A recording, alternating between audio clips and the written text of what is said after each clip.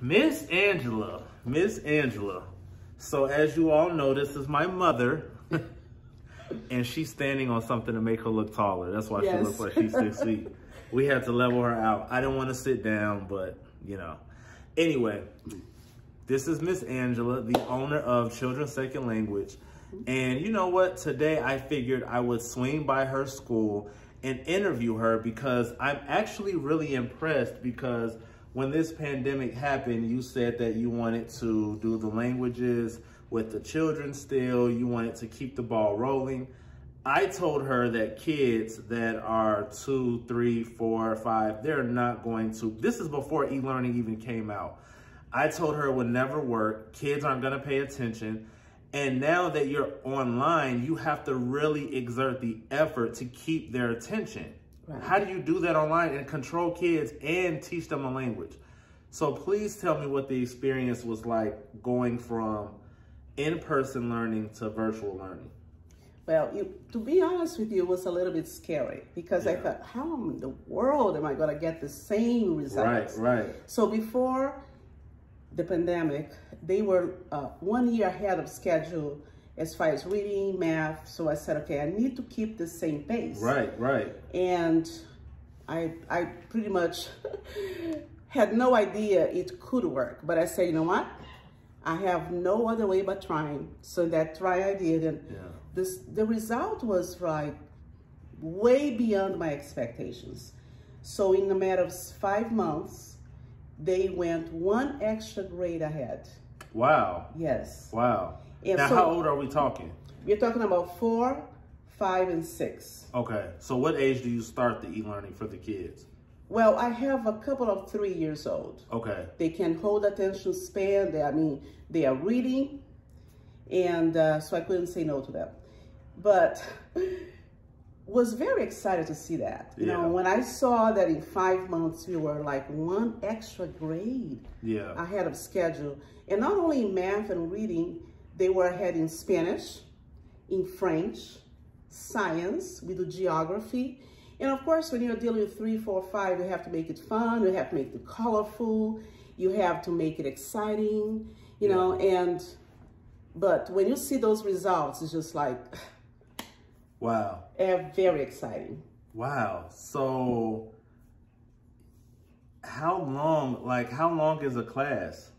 Like, what are the ranges? Can you go longer with some of the students, not as long with some of the students? You know, the attention span expands as we go. Right. I've noticed that. When they arrive, it's just like the attention span is like maybe 20 minutes, 30 minutes, and that's it. Right. But once we have been for about a few months, I can go with them for 40 minutes and they are right there. Really? You know, I try not to go long, but their attention span is just amazing.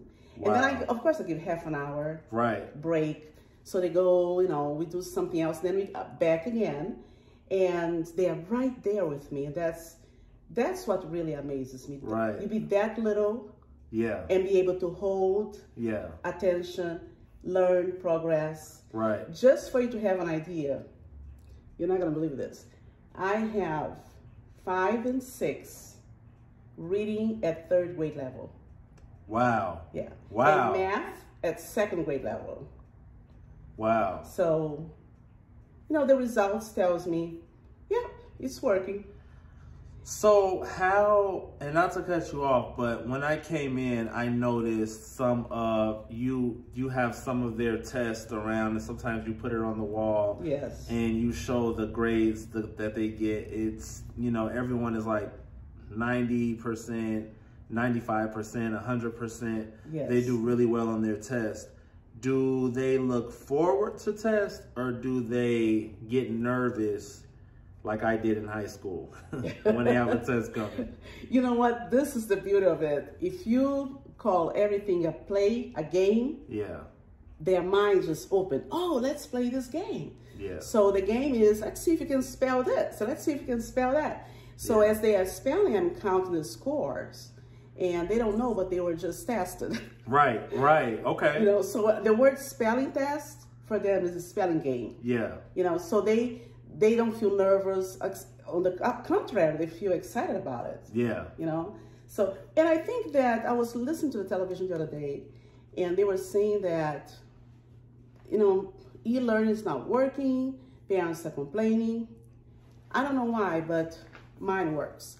But I feel that the reason why it works is because I keep my attendance small. Right. I don't have 30 children in a class. Right. Well, then, too, what I noticed, too, about your school, and this may be partial, but it's more of an academy, so you're more focused on the learning. Mm-hmm. So because it's more focused on learning and not playing and not recess and TV, I think that the caliber of parents that you have is different. Mm-hmm. Yes. So like when you're doing e-learning, and I don't have kids, but when you're doing e-learning, a lot of times it's really tough for parents. They really just want their children to go off and go to, and be almost babysat. But I've sat in on your classes, and I've noticed that your parents are really involved with their kids. Like I hear them in the background trying to help their kids. Yes. Come on, you know this, we've studied. Mm-hmm. So I think too, that's why yours works, is because the parents are really involved. And I think that's probably important. I have to praise them. The children receive a package every Monday, and the package for a whole week of homework. Okay. And when the package comes back, it's just very well done. And I know parents make sure they sit down, they make sure they do the package, make sure they learn. So, yes, I call it a teamwork. You know, teacher and parents should be a teamwork, because both of us have your child as the child as the main goal. Learning is the main goal. So when we work together, it's amazing. It's amazing what we can accomplish. Yeah, and I know she's not gonna brag on it, so I will. On the weekends, I've seen her putting these packages together, driving and delivering them to the children's homes, dropping them off in person to the parents. And I told her that that just isn't really feasible. I guess I'm sort of a negative influence, but I think that she likes to have that personal touch with the parents. The kids get to see you through the window. Mm-hmm. You have that personal touch. You're very involved, and I think that's good. I mean, I don't know how long that's going to work, you know, depending on how many students you have. But I think that's a great idea. And no, I just really commend you. And, you know, I've been, you know, doing videos and posting them on YouTube and starting channels and everything. And I said, I have to interview someone I'm really impressed by. I like doing that and picking their brains. So, I don't know, do you miss seeing your kids in person and having them here? Or are you leaning more towards e-learning? Like, do you prefer that? You know what? E-learning has been a teaching for me too, because I have to develop techniques to make it attractive, to make it exciting, to make it, to change, to make it, to renew it, and to make it also fun. Because how long have you been doing this for? This is we started in, I think it was August. No, but how long have you been, you've been teaching? Oh, I have been teaching for over 20 years. Well, I'm 36, so it has to be. Yeah, 30 years. I guess you're trying to seem younger. Right. I'm 36. No, so, you got me there. Yeah, so, but you've been doing e-learning since about August. Yes. Yeah. Yes. But actually, you've been wanting to do e-learning for years. You know what? E-learning was first brought to my attention. I had a parent here. The mom was a teacher. The father he worked with traveling. There was a lot of traveling in his job. So unfortunately, he came to me one day and he said, I'm going to have to take the kids out because I'm moving to the area that I have to work, so I don't have to travel so much. Right. And he was so upset about, he said, I know I'm doing my kids a disservice, that's what he said. And he brought to my attention, he said, Miss Angela, have you ever thought about putting a camera and allowing kids that live far away to enjoy your learning? And I said, oh, that's a good idea. But I never worked with it or thought about it, any further. So when this situation came, that we have to have a certain distance and e-learning is a must, then I had to do it. I didn't have a choice. Yeah. But I'm excited with it. I love it. And one thing I like about it, it doesn't matter where the child lives. That's true. If parents value languages, French, Spanish, value advanced academic, reading, math, and they are serious about it, they can reach me. Now, what, in your experience, what is the advantage of a child learning another language? I mean, I know I was against it when I was little. I did not like the fact it made me different, but now I understand why there's such a benefit. When I was a kid, I didn't like that I spoke different languages, but yes. In your own experience, what are the advantages to a child knowing another language? Well, I always tell parents, Google it. You're going to be surprised. Even though Google doesn't say all the experience, the books have been written about it. But a few of them that I really appreciate is the fact that when a child learns a second language, their ability to grasp any information just like lights up. It seems that that language opens the learning channel and makes them, they easily learn math, learn their own language, conjugation of verbs. My 6-year-old are doing multiplication. Oh, wow. And we play a game where you have to give them the answer in 3 seconds. 1, oh, 2, yes, I saw 3. that. Yes. I saw that. So they have to give it. So, and they are multiplying all the way to. Yeah, they are. Yeah. They are. Yeah, I saw that. Every 2 weeks we add another number because the others are not challenging anymore. Yeah. So language does something with the ability of the child to grasp information. And just for that, right, I think everybody should have it. Just for that. But, you know, we're not even talking about better jobs opportunities, better skills to offer, you know.